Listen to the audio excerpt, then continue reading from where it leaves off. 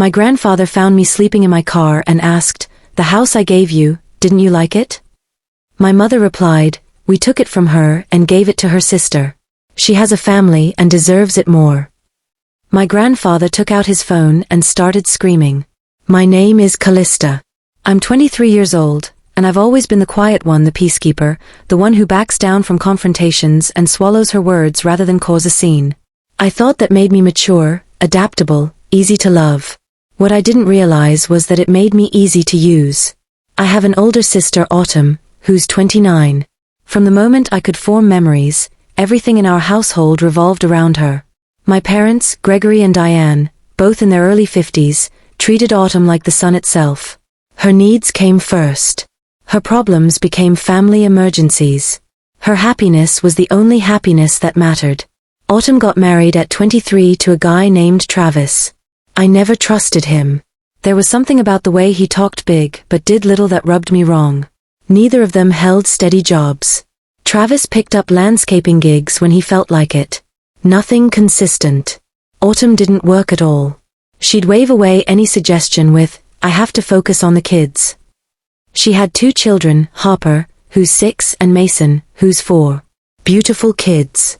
Sweet kids. Kids who deserved better than what they were getting. How did Autumn and Travis survive? Simple. They lived off my grandfather. My grandfather, Theodore, is 76 years old. He's been a widower for 12 years now, and before he retired, he built a successful chain of automotive repair shops across Ohio. He's tough as nails, the kind of man who believes in hard work and personal responsibility. He doesn't tolerate excuses or laziness. And for some reason I never quite understood, I was always his favorite.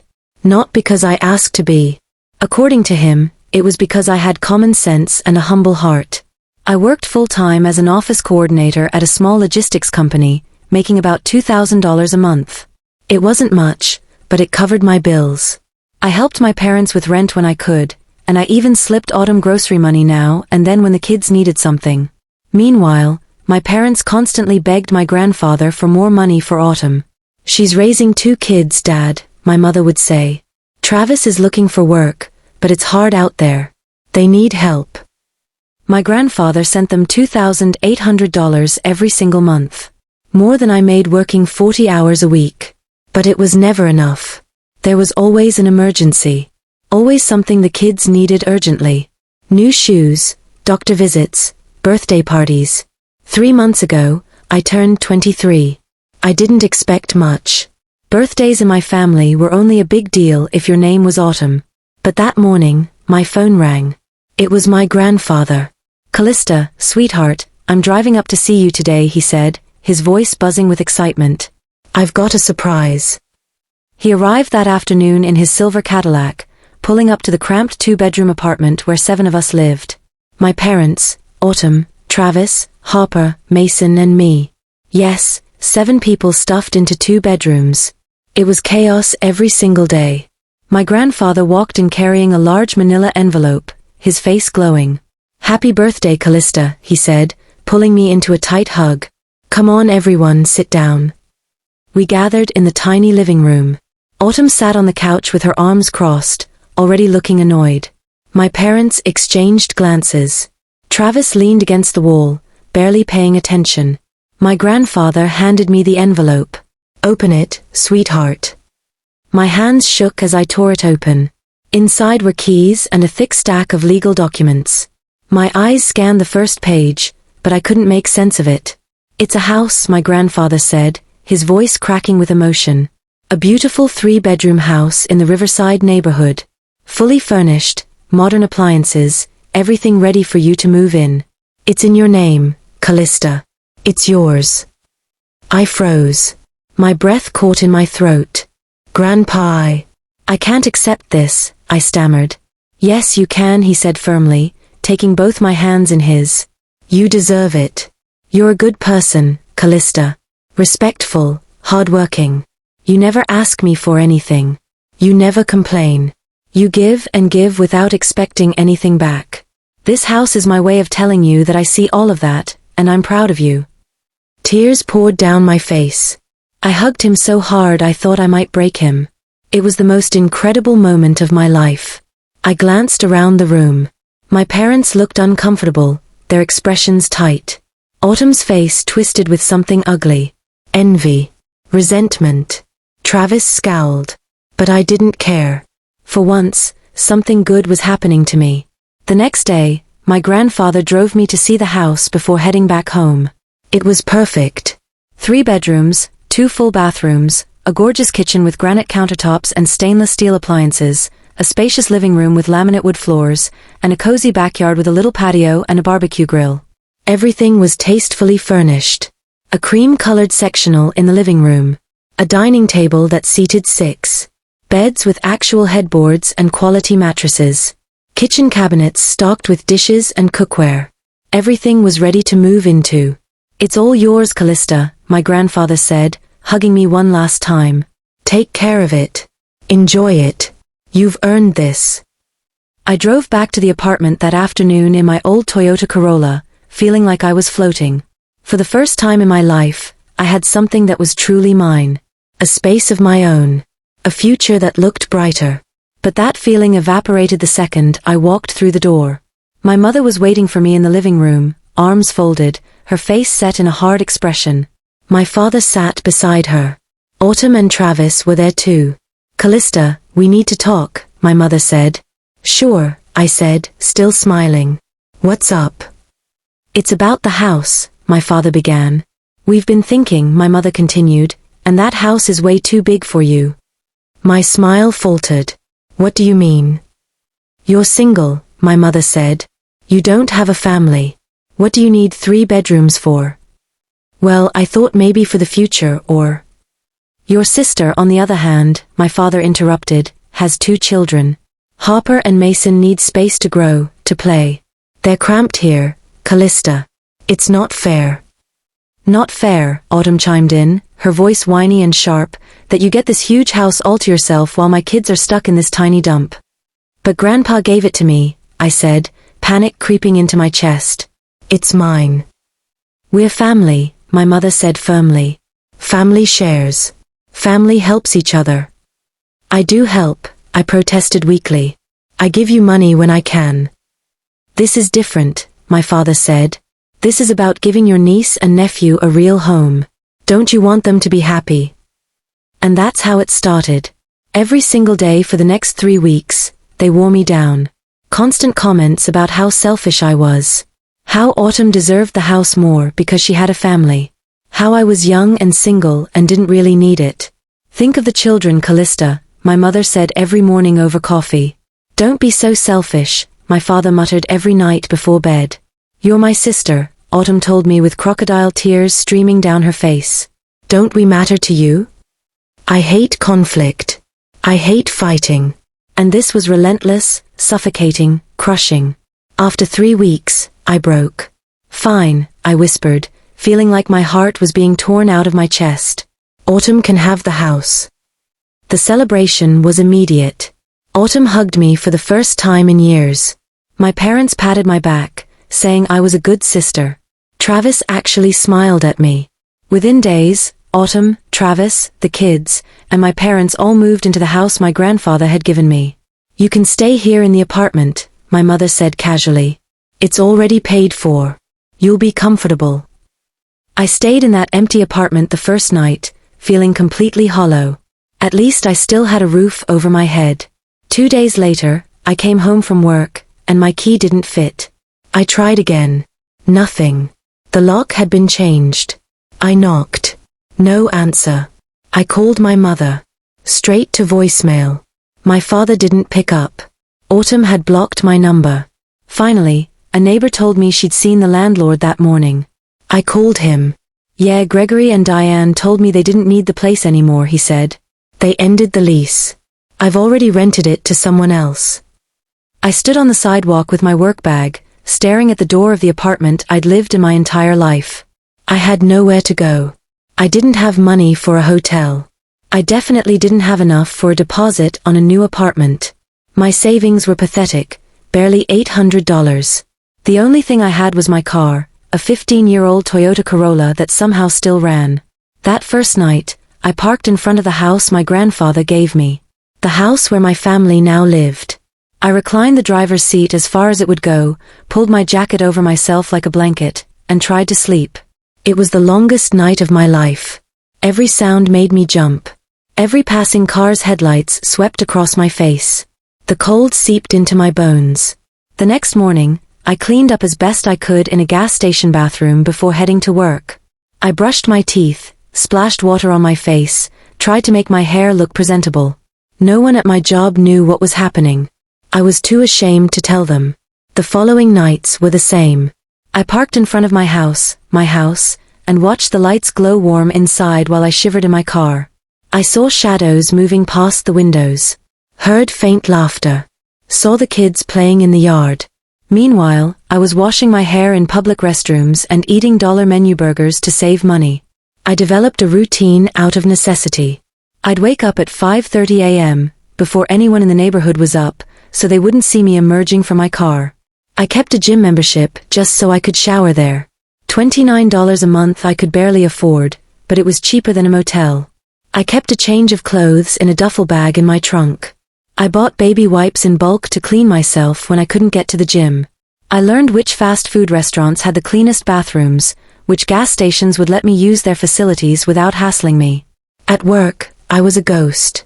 I went through the motions, filed papers, answered phones, smiled when I was supposed to smile. But inside, I was dying. Weeks turned into months. 1 month. 2 months. 3.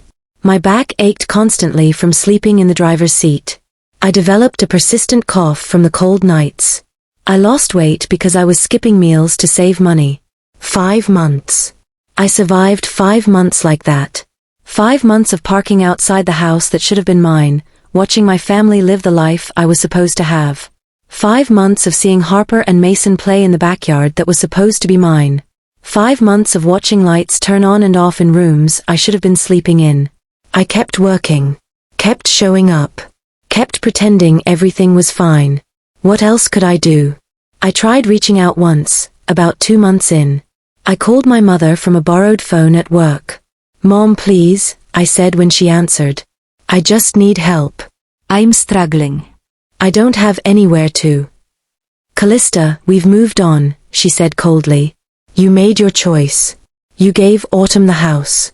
Now let us live in peace." "But I'm living in my car." "That sounds like a personal problem. Maybe you should have thought about that before being so dramatic about the whole situation." She hung up. I didn't try again. Then one Saturday morning at 6 a.m., I heard a sharp tap on my window. I jolted awake, disoriented and groggy. The windows were fogged up from my breath. I wiped the glass with my sleeve, and my heart stopped. My grandfather stood outside my car, staring at me with an expression of complete shock. I opened the door and stumbled out. My hair was tangled.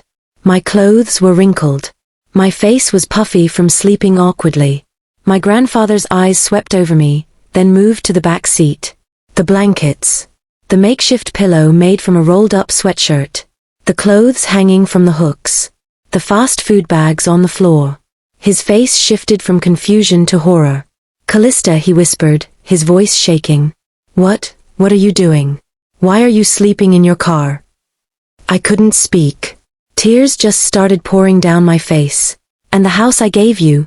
he asked, his voice breaking. "Didn't you like it? What happened?"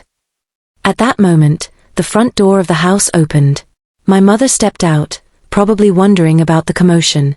"Dad!" she exclaimed with forced cheerfulness. "What a surprise. We didn't know you were coming."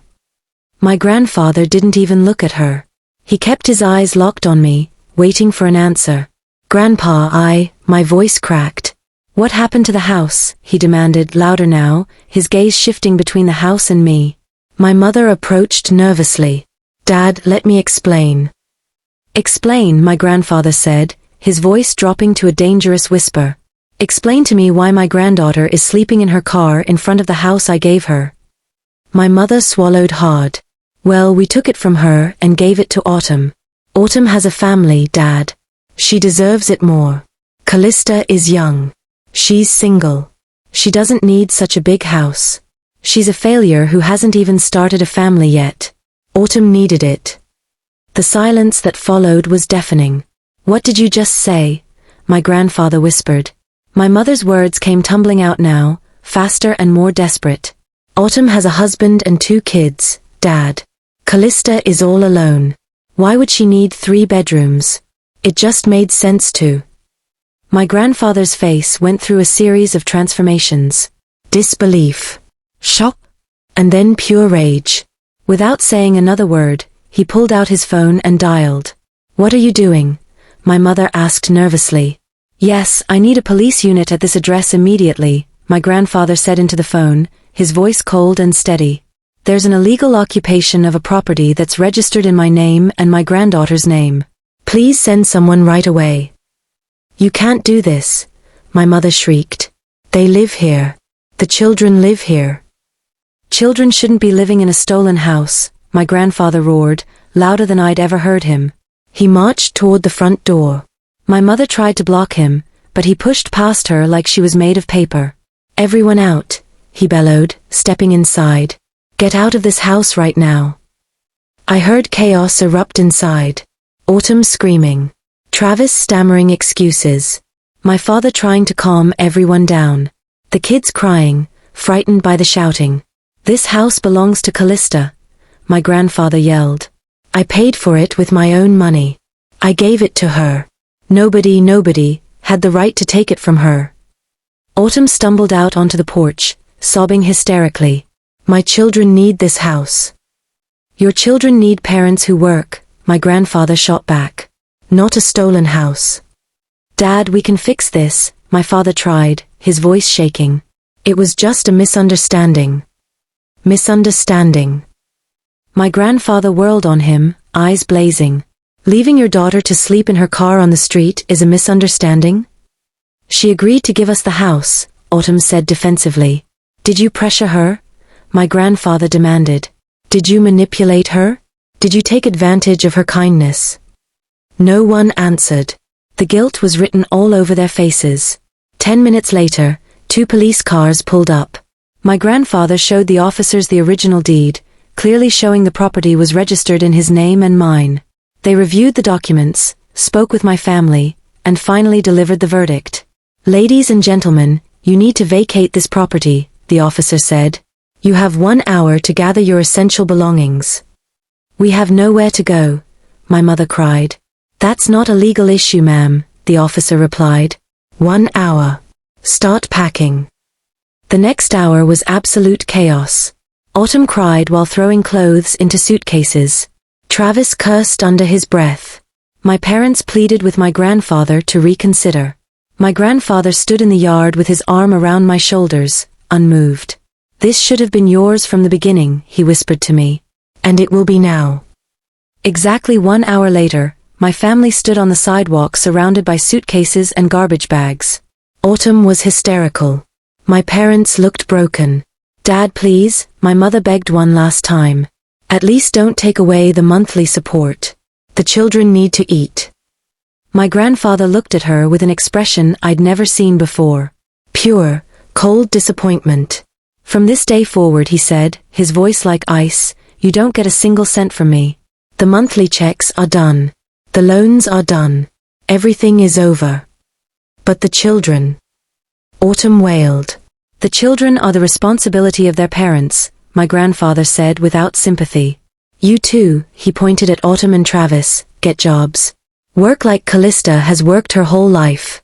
Humble yourselves the way you humiliated her." "Dad, please," my father started. "And you," my grandfather said, turning to my parents with disgust in his eyes. "You're a disgrace. You favored one daughter so much that you destroyed the other. You let them steal your own daughter's house and left her on the street. You don't deserve to call yourselves parents." "We're your family," my mother said desperately. "Callista is my family," my grandfather said, pulling me closer. "You're just toxic people who happen to share my blood. I don't want to see you again. Ever. Stay away from this house. Stay away from Callista. Don't contact me. It's over." He left them standing there on the sidewalk with their belongings and their shame. We walked into the house together. My house. Finally. Truly mine. "I'm sorry," I said to my grandfather through tears. I was so weak. I should have stood up for myself. You weren't weak, he said, his own eyes wet. You were kind, and they abused your kindness. But that's over now. This house is yours and only yours, and I'll make damn sure no one ever takes it from you again. The following weeks were surreal. I moved properly into the house. I slept in a real bed for the first time in 5 months. The mattress felt like heaven. I took long, hot showers in a real bathroom. I stood under the water for 20 minutes the first time, just letting it wash away 5 months of shame and dirt and exhaustion. I cooked meals in a fully equipped kitchen. Real meals. Pasta with garlic bread. Chicken and vegetables. I ate at the dining table instead of in my car with food from a paper bag. It felt like a dream. My family tried to contact me constantly. Phone calls. Text messages. Emails. Callista, please. The children are hungry. Callista, we can't afford rent. Callista, your sister is suffering. 3 weeks after they were evicted, my mother sent me a long, desperate message. Callista, we made a terrible mistake, but we're your family. You can't just abandon us like this. Please help us. For the first time in my life, I replied firmly. No. For years, I helped you. I gave you my money. I gave you my understanding. And when I finally had something that was mine, you took it without a second thought and left me on the street. Now you figure it out like I always had to. I blocked all their numbers. Every single one. My grandfather visited a week later to check on me. How are you feeling? He asked as we sat drinking coffee in my living room. Free, I answered honestly. For the first time in my life, I feel free.